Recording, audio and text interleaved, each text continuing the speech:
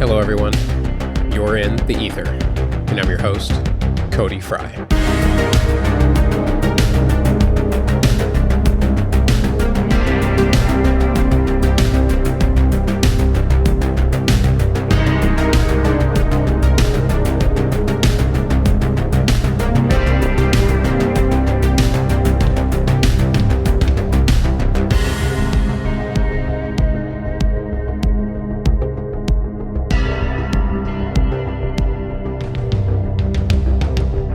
Welcome back for Season 1, Episode 8. Really excited for today's show, and as always, happy to have you all on board once again. Thanks so much, guys, for taking the time to join me this week. I'm still coming to you from Texas here, but not for long. In fact, this is going to be one of my very last episodes from the Lone Star State here. As I mentioned last week, I'm just about to pack up and leave my home of the last 10 years and head for the Wild West. So, yeah, it's really exciting. It can be a little stressful at times, of course, but it feels good in the midst of all this chaos to sit down and contemplate the bigger picture with you all, if only for a short while.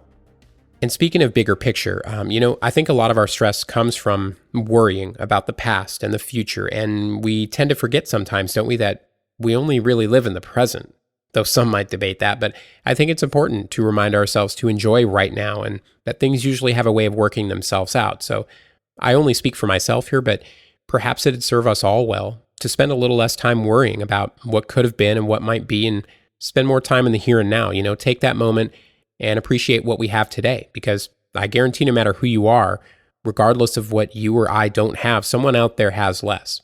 And trust that our hard work will be rewarded, and whatever we're after, we just got to chase it. What's that saying? You only live once, right? Well, just how sure are we about that? Have you or I existed before as other people? Do we have a soul, a spirit that lives on after physical death? Many believe we do, and there's certainly more than enough data out there to support that notion. But if that's the case, is it also part of the grand design, assuming there is one, that after passing through the veil between this reality and the next, we return back to this one? On today's show, we're going to explore something we haven't quite touched yet. If you recall, in one of the earlier episodes, we did talk a bit about near-death experiences. Now, of course, there are several other phenomena often closely associated with NDEs, one of these being past lives, reincarnation, whatever you want to call it. There are countless stories and books written on the subject. There are a great number of researchers and scientists who've dedicated their whole lives to the study. Some universities have even created their own departments to investigate the phenomenon, among others. The late Dr. Ian Stevenson comes to mind. He, of course, founded the University of Virginia Division of Perceptual Studies. They investigate various parapsychological phenomena like reincarnation, NDEs, out-of-body experiences, after-death communication, etc. Stevenson, he traveled all over the world investigating about 3,000 cases of children who possessed past life memories. He's definitely the pioneer of the field, so most of you probably know who he is, but if you don't, I really encourage you to look him up. Again, he doesn't answer anything definitively, but what he was able to uncover is incredibly enlightening, to say the least. And it goes without saying, too, much of Ian's work occurred prior to the existence of the internet, right? Before the information age. So, yeah, that might be responsible for some modern accounts.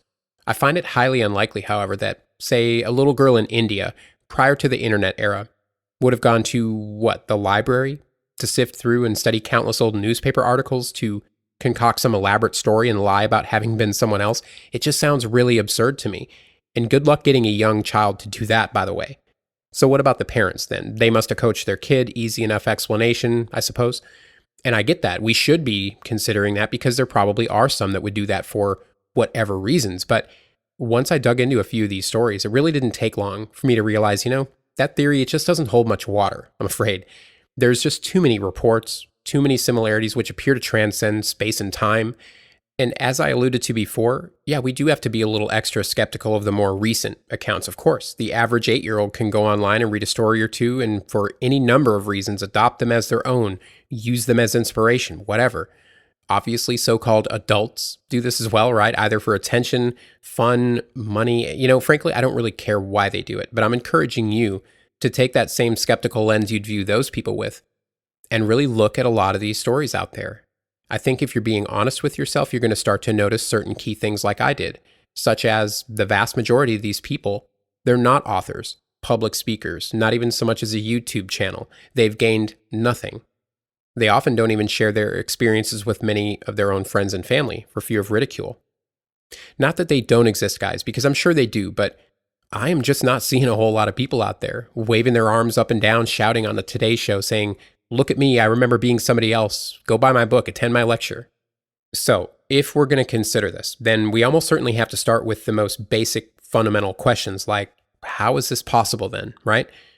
That then brings me to the next name on the list here. Pretty well-respected guy in the field of past life research, of course, Dr. Jim Tucker. He's a psychiatrist who actually worked with Stevenson. He took over Virginia's Division of Perceptual Studies back in 2002 when Ian retired. Tucker would go on to write several books sharing his and the department's findings, probably best known for his book Life After Life.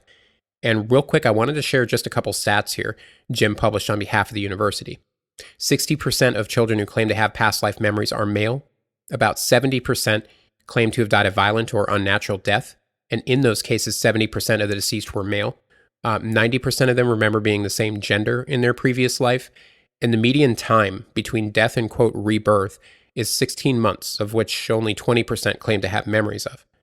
Now, there may be some of you out there that are new to these theories like past lives and reincarnation, and you might also be wondering at this point, why are we only talking about kids here, right? Aren't there any adults that have been studied or claim to have these memories? The answer to that is generally no. These types of memories are gone. For whatever reason, they dissipate by the time a child reaches, I want to say 8 or 9 at the most. That's not a hard and fast rule, but it's pretty consistent.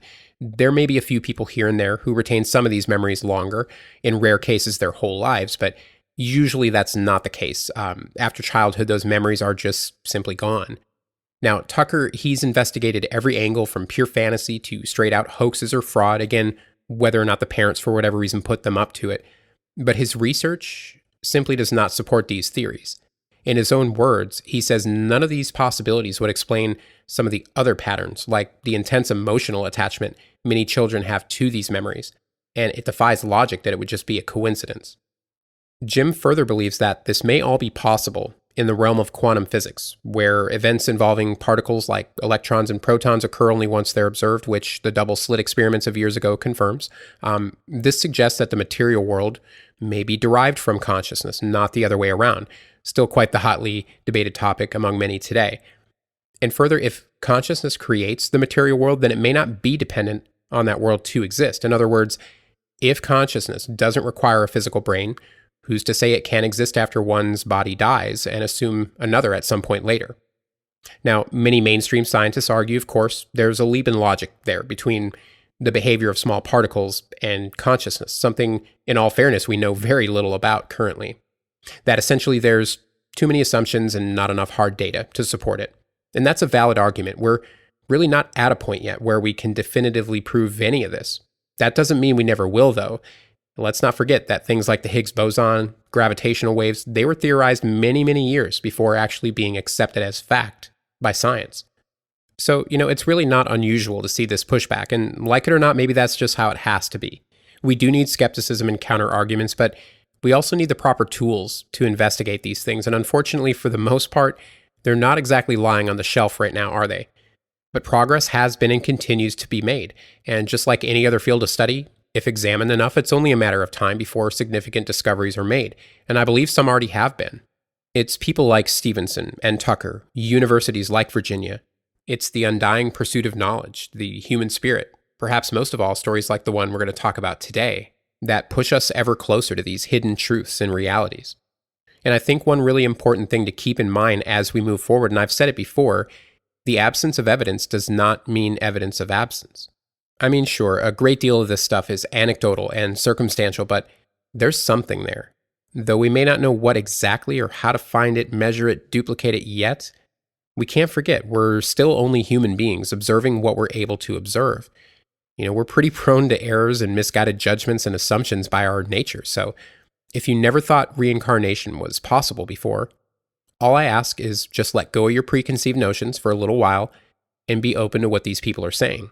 I'm not advocating an ultimate belief one way or another, more like a simple recognition that each and every one of us has been wrong before, and we'll be wrong again and again. So after the break, we're going to dive into one of the most incredible cases on record.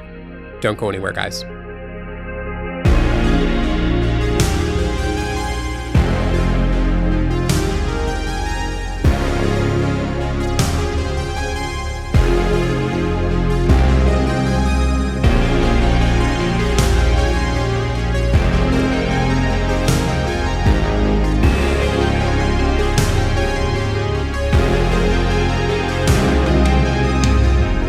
it would be my last room was grander. I want to go back to my swimming pool. When I wanted to go somewhere, I went down and saw the boys down at the bank, and they gave me the money, and I went. Of course, a lot of people are going to say, come on, this is the parent or somebody else feeding them information. It's just inconceivable that the parents, for some reason, had done all that. Does this have any meaning for you now? I'm pretty sure that's one of my wives. There are many stories of past lives and reincarnation, but cases like that of Ryan Hammond's are exceptionally rare. Cases that feature multiple confirmations, such as statements a child has made about a previous person being proven true, that are thoroughly examined, documented, and scrutinized by professional scientists and doctors, they only come along once in a while. And this case has been featured in several publications, and perhaps some of you may already be familiar, but I really wanted to focus on this one today, and we'll definitely revisit this with some other cases in the future. But I think this one just epitomizes so many incredible aspects of stories like these, and I can think of no better case to dive into here with you guys. So, Ryan was 5 years old in the fall of 2009 when he first told his mom that he had a secret, one that he probably wasn't supposed to tell, about the person that he used to be. And over the course of the next few months, he would articulate dozens of memories in incredible detail. Interestingly, too, he'd more often than not identify as the previous personality versus being Ryan Hammond's. He also suffered from frequent nightmares. They were so frequent and disturbing, it resulted in many sleepless nights for him and especially his mom, and really began to take its toll on the whole family. It wasn't long before his mother, Cindy, would connect his, quote, memories to the nightmares. Now, initially, she didn't tell her husband, Kevin, about this. He knew about the nightmares, of course, but he had no inclination to think they were really tied to anything else of significance. His day-to-day was pretty much coming home from another long shift as a police officer in the morning hours to once again find his son lying in their bed, his wife exhausted.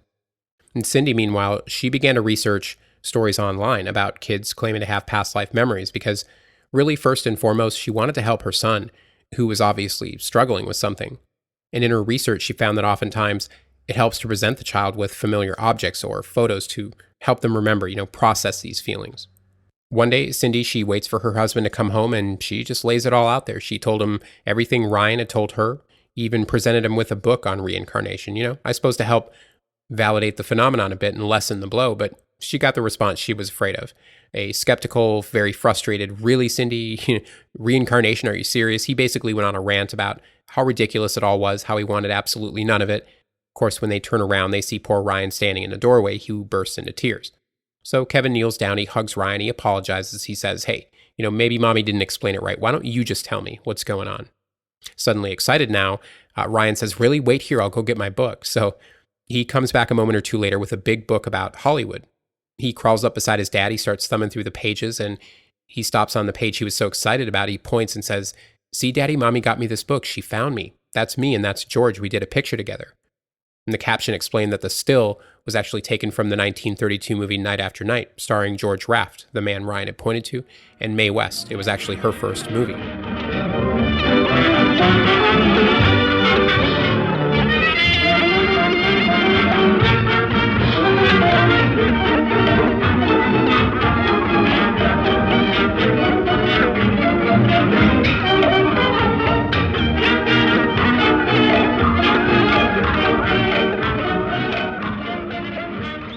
And they speak for a few more minutes. Ryan expresses how glad he is now that he can talk to both of them about, quote, the old me, and he leaves the room to go watch cartoons.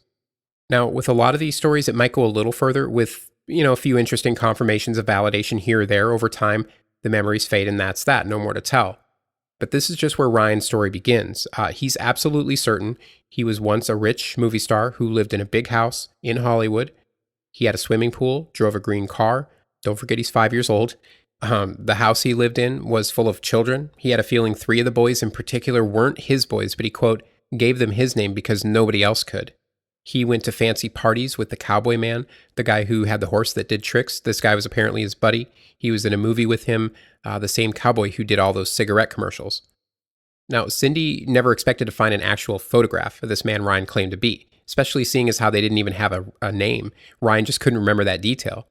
She'd sometimes take 6 or 7 books out at a time. She'd bring them home, and she and Ryan would just scour them together, looking for anything matching his descriptions. She noticed after they started doing this that Ryan seemed to be a little happier. He even slept better at night. Every week, he seemed to remember more and more details. Things like how he hated cats, or how he used to travel on big boats because that's how you see the world, on a big boat. All these kind of more intimate things, and the way that he said them, you'd either really have to know somebody or be that somebody. Now, I should mention too that both of Ryan's parents, they took meticulous notes on everything he said, which definitely proved useful later, but they didn't just do it to document all of his statements. They did it to cope with this. Neither one had ever had to face anything like this in their lives. Yet here their very own 5-year-old son stands before them, forcing them to confront it. Interesting too, according to Cindy, the little things Ryan remembered, they seemed to bring him some comfort, while the more significant memories weighed a lot heavier on his mind, almost haunting him. One of his biggest concerns actually was the children, he remembered. He'd constantly worry and wonder about what became of them, and he remembered his mother in that life who had short, dark, curly hair, but it really upset him he couldn't remember her name. And he'd often think about the sister that he had as well. Now, as I'd mentioned before, Ryan had a way of speaking, right, when he recalled memories and spoke about that life. Again, he'd often forget he was Ryan, and he would just sort of lose himself inside the world of this other personality. And in doing so, his mannerisms, tone of voice, the words he chose, how he spoke them, it was as if part of him was 5 and the other was a middle-aged man from a previous generation, pretty much exactly what Ryan was telling them. And this obviously just astounded his parents. And before we jump to too many conclusions about multiple personality disorder, let me be clear, this case was investigated by Jim Tucker from the very beginning, highly trained psychiatrist I spoke about earlier. He found no evidence to suggest or support that. And speaking of, we really currently understand very little about that disorder anyways. And I don't know about you, but I've seen some pretty intriguing stuff out there on alternate theories of what MPD might be. Of course, a lot of it is just pure speculation, but it's pretty interesting nonetheless. Now, a little time passes, and though they've made some progress, Ryan's nightmares continue. This is still an everyday focal point for all 3 of them. A lot of times he even wakes up at night gasping for air, clutching his chest in pain. And they're still no closer to identifying this man, so Kevin finally suggests going on YouTube to search for anything relevant about the movie Night After Night, and they find a video of the entire film, so they begin to watch it. They eventually come to the part in which that still was taken in the Hollywood book.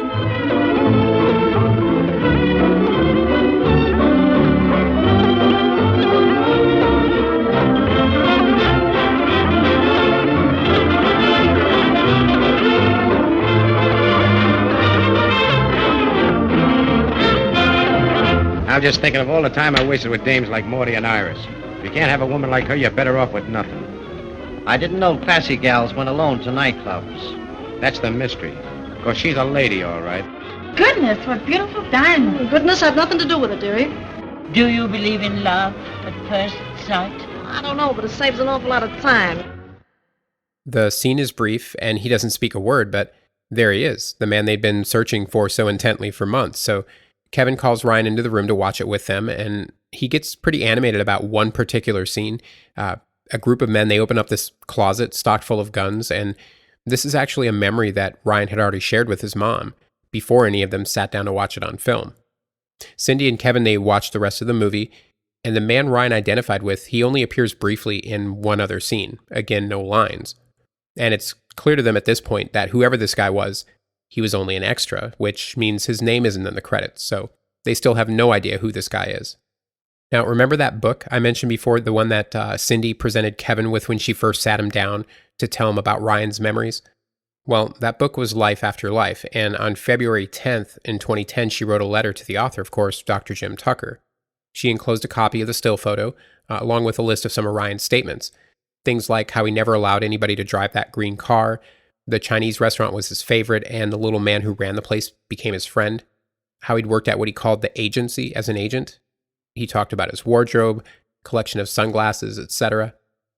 She included details about how Ryan would often cry when he thought about all these people he so dearly missed, how he remembered dancing on the stages of New York with his buddies, what it was like to never have to worry about money and be able to travel the world at will. He'd often tell his parents their current house was too small in his opinion, and he'd go on rants about how he couldn't believe he was expected to live in these conditions. His old room was large and grand with a swimming pool, and he couldn't understand why they didn't have servants. He even said, "Do you know how much easier your life would be with hired help?" He even wanted to pay his mother for cleaning up his room. He knew Rita Hayworth, whom he identified in a photo she served ice drinks to them. I should mention, his parents, they never prodded him for any of these statements. They were just given at will by Ryan as he spontaneously remembered them, and they would just write them down. She told Dr. Tucker about how badly they just wanted Ryan to be Ryan, but it seemed almost every night, especially before bed at bath time. This allowed him to relax a little bit more, but that always seemed to be when the memories would come flooding back. No pun intended. Not only that, his personality would completely change to a different person. Some nights he was charming and funny. Other nights he was just mad at the whole world. Cindy, she continues to pore over everything she can possibly find online in bookstores. She watches old movies, trying to catch a glimpse of something, anything, all the while just wishing this would all go away, so Ryan could live a normal life, find some peace. Kevin, Ryan's father, 15-year police veteran, by now he has no reason to doubt his son. And we'll revisit that later because I think that's one of the most incredible aspects about stories like these, doubters becoming believers. But moving on for now. Dr. Tucker responds and they schedule a home visit. In the meantime, Cindy continues to relay details as Ryan recalls them. Things like he thought he lived somewhere in Hollywood with the word rock or mount in the address. More little details about the agency, about how Ryan not only recalled memories, he seemed to act them out in spontaneously. Like his mom, she would go pick him up from school. She'd ask him, "How was your day? What did you do?" And he'd say, "Oh, agent stuff." One of Ryan's favorite activities was acting like he was directing or creating movies. For example, he was 4 at a birthday party once. He assembled all the kids there to direct them for this movie. And he actually yelled at all the adults as if he were really under distress. And he told them he needed help because it was hard to act and produce a major production. He'd often hum show tunes and tap dance. He would ask his mom to dance with him. And he'd tell her things like, "I can't wait till I'm big again so I can go on dates and go on big boats and dance with the pretty ladies." He asked for tap dancing shoes after he saw a cartoon that had music that reminded him of the songs he used to use. He would constantly beg for agent clothes, things like suits and ties, dress shirts, black-rimmed agent glasses. This went beyond mere fantasy or pretend, however. It was clear that he was reliving this other person's life in real time, whether completely unaware or just partially aware that he was actually Ryan Hammonds at the time. I mean, he did tell his parents he was 2 different people, and he appeared to have a very strong emotional connection to every memory, every person or thing that he recalled. Ryan would often display wisdom that far exceeded that of a typical 5-year-old. There was one night in particular, Cindy told him, "Ryan, you do know that you're not that man in the picture anymore, right? We just want you to be Ryan." And his response to that is, "Mom, you still don't get it, do you? I'm not the same as the man in the picture on the outside, but on the inside, I am still that man. You just can't see on the inside what I see." Pretty deep statement for a 5-year-old. One day, Cindy took him to the local cemetery to visit her brother's gravesite when more memories returned. Ryan said that he'd been in a graveyard before. He and his buddy had to go there to see Senator 5. And she asks him, "Who's Senator 5? And Ryan says he was the meanest villain that she'd ever want to meet. When me and my buddy worked for the agency, they were investigating him. He was one dirty, mean guy." Now, if that doesn't sound like a line straight out of a 50s cops and robbers movie, I don't know what does. So she asks him, "Was this while you were in Hollywood?" And he replies, "Mom, I don't think you really want to hear about Senator 5. I'm not talking about one of my films. This happened, but the graveyard wasn't in Hollywood. It was somewhere else." A couple hours later at home, Ryan asks for a map of the U.S. He points to New York and says, "Mom, that's where we went to meet Senator 5. We went to New York. I wonder if they ever got him. We never did. The agency wanted him, the police wanted him, but we never got him." Ryan further went on to say that he saw this man's face, Senator 5, at night in his sleep.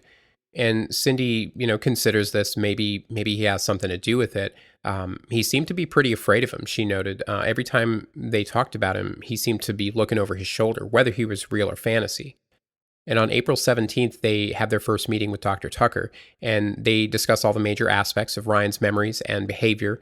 Like, did Cindy believe Ryan was telling the truth about the agency? And she insists absolutely. It's the one thing Ryan was certain of. He'd been an agent with an agency that had something to do with changing people's names. Eventually, they arranged to take Ryan to Hollywood, but he doesn't really respond much to any of the locations. They do identify the cowboy man, however, as Wild Bill Elliott, but they return home emotionally drained, defeated, and Ryan falls into a depression. A few months pass, and Cindy receives a call from Russ Stratton, one of the producers of the A&E network show The Unexplained. Now, they'd been attempting to identify this man for some time, and he tells her they've had a breakthrough on Ryan's case. They had apparently hired a Hollywood historian to go through archives at the Academy of Motion Pictures Arts and Sciences Library. And Russ tells her, Cindy, I've been producing television shows for years, and this is the most extraordinary thing that I've ever seen. And they arrange a meeting. That following week, Russ and the network crew arrive with cameras rolling. Dr. Tucker lays out 4 black and white photos on the table, all very similar looking, attractive women. When asked if any of them looked familiar, Ryan instantly points to one of them and says, that one. She does. Noticing Tucker's expression now, Cindy asks him, who is she? And Jim says she was his wife. Ryan singles out another picture of the woman posing with 3 younger ladies and 3 boys. And Tucker lays out more photos, this time all older men in suits, and he tells Ryan, take your time and tell us if anyone looks familiar. Again, without any hesitation, Ryan points to one of them and says, that's Senator 5. Jim asks him, are you sure? And again, without any doubt in his mind, Ryan replies, I'm sure. Dr. Tucker then explains that the man in the photo is actually Senator Ives. He'd been a New York senator who served in office from 1947 to 59. And Ryan's furious and says, I missed his name by one stupid letter. He's then presented with 4 more pictures of a young man in tennis clothes, and he points to one of them and says, he looks familiar. It was the same man that wore the bowler hat in the still photo from the book, the extra that had no lines, the man Ryan identified with. And they ask him to read 4 names, and he recognizes one of them, Marty Martin. They proceed to ask Ryan more questions about his memories of this man, and every single one of those are confirmed right there on the spot. Marty had indeed been an agent, but up to this point, they all assumed the agency was some kind of law enforcement or detective agency, but no. This man ran the Marty Martin Talent Agency, who represented some of Hollywood's biggest stars, most of whom changed their names. Marty's birth name was actually Kolinsky, but he had that officially changed. And Marty had died at the age of 61 in the hospital on Christmas Day of 1964. Stunned, now Cindy recalls something Ryan had told her once before, which she wrote in her journal at the time, that he didn't know why God would let you get to 61 and then make you come back again as a baby. And another statement that you go to a room with numbers on the door before you die. Russ, the producer, had compiled a book for Ryan to keep. It was full of photos and contained various records of Marty Martin's life. Some pictures showed Marty dancing with his sister on the stages of New York. In fact, she lived in Paris, and there were more photos of him visiting her there. Included also were photos of the big boats that he rode on. He came to one photo in particular, Marty's eldest stepdaughter. Ryan develops a headache and becomes furious and says she had no respect, no respect. He had no desire to ever see her again, clearly. He didn't care much for the pictures of Marty taken later in life either. When he was older and bald, he seemed to favor the earlier photos of him as a robust young man. He even told his mom that he hoped he didn't lose his hair this time around like he did last time. Now, meanwhile, Russ Stratton, the producer, he's able to contact Marty's surviving biological daughter, Marissa, who agreed to meet with them at a neutral spot. And she was only 8 when her father died, so they were somewhat weary how much she'd remember about him, or really what to expect for that matter. But Ryan's 6 years old now in the summer of 2011, and they meet. And the first thing he says to her is, "You're so old," which, if you think about it, it's funny, but it's something that, given all the circumstances, would be a pretty appropriate response.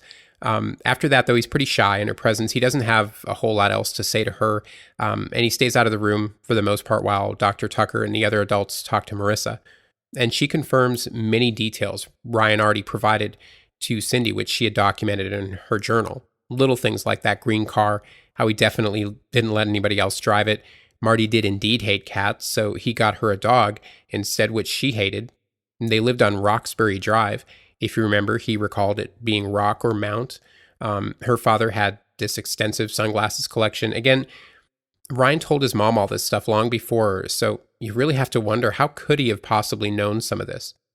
They took Ryan to the old talent agency building, and the kid was on cloud 9. He immediately ran upstairs to show his dad how he could sit out on the roof and smoke.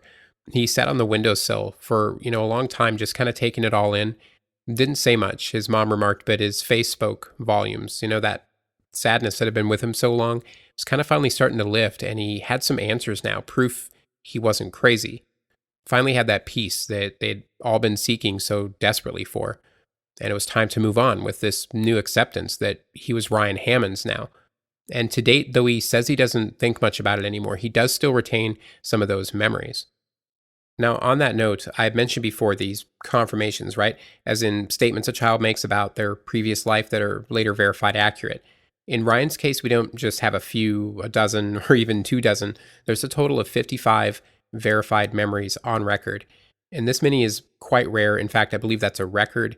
And it's really astounding. We don't have time to list those all here, but it's out there if you want to dig into it some more. But I do want to return real quickly back to this guy, Senator Ives.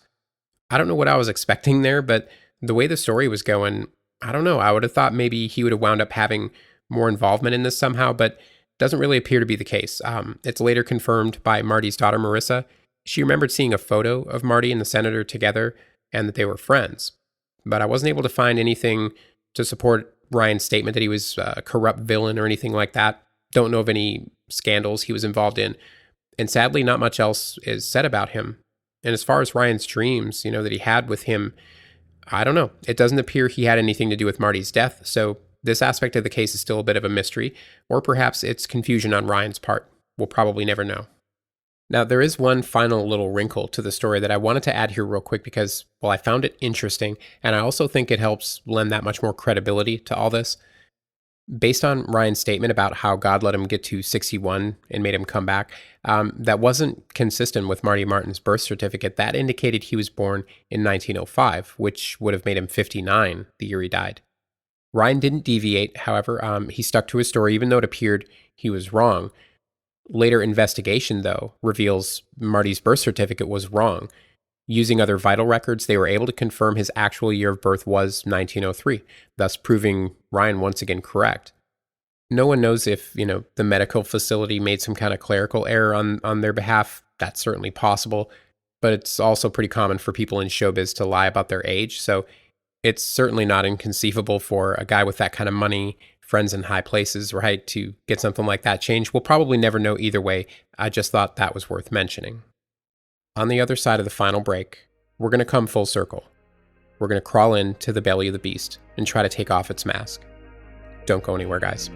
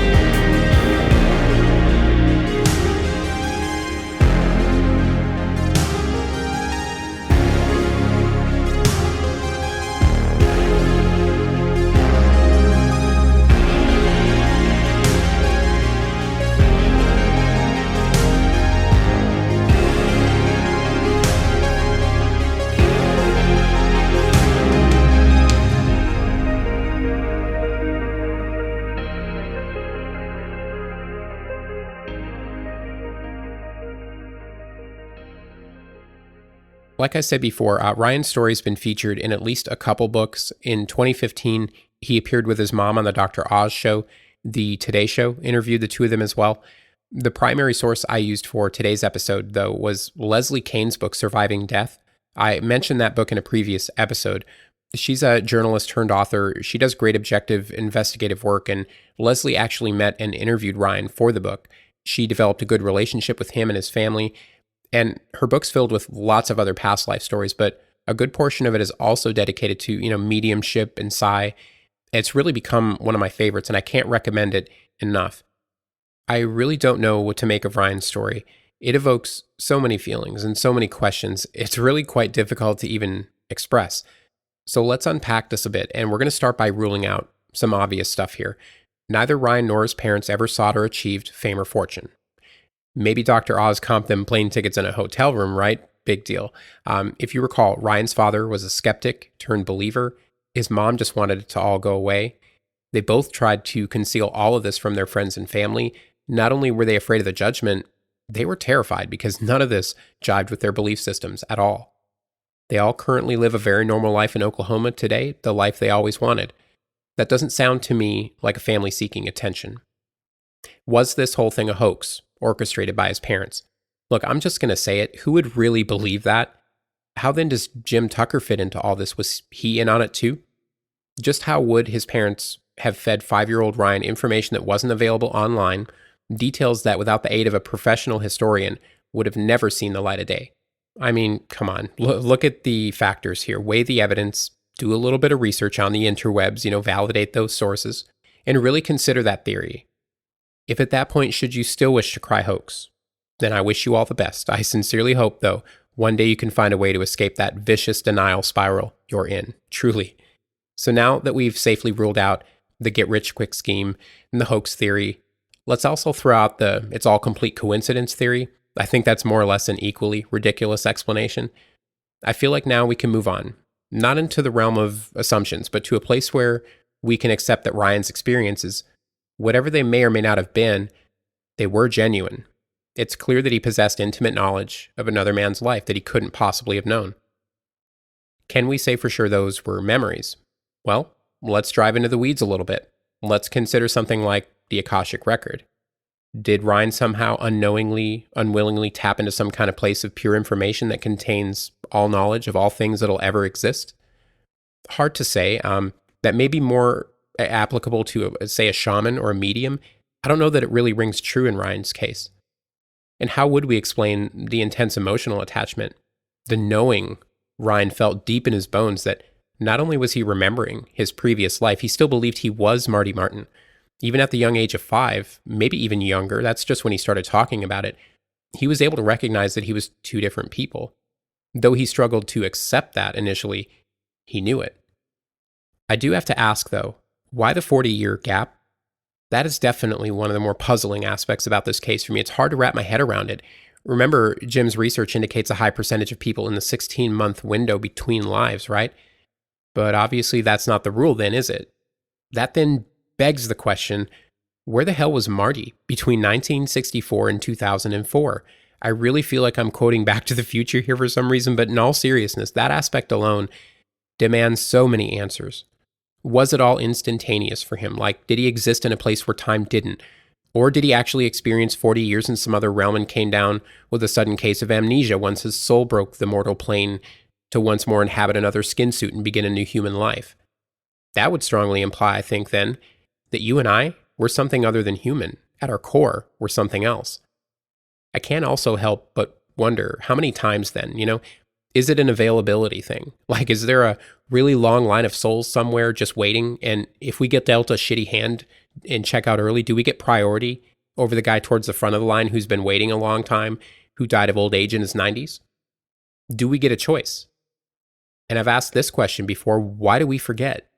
Is it God's or the universe's way of keeping us honest so we learn whatever it is we're supposed to learn, accomplish whatever we're destined to accomplish?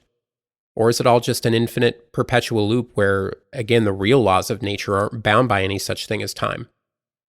So where does that leave us then, guys?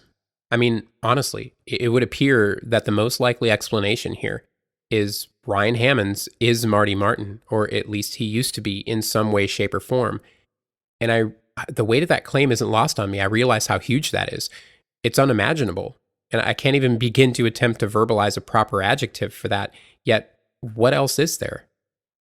Is Ryan some kind of clairvoyant, receptive to those who inhabit the spirit world? Did he somehow channel another deceased human being's experiences or memories and misinterpret them as his own? Perhaps. The alternative is, it's exactly as Ryan described it. His essence, soul, spirit, whatever you want to call it, transferred itself from one body to another. Regardless if it's door number 1 or door number 2, the answer is fascinating. And that's where I'm going to conclude today's episode, guys. I really hope you enjoyed the story. I hope it's given you much to ponder.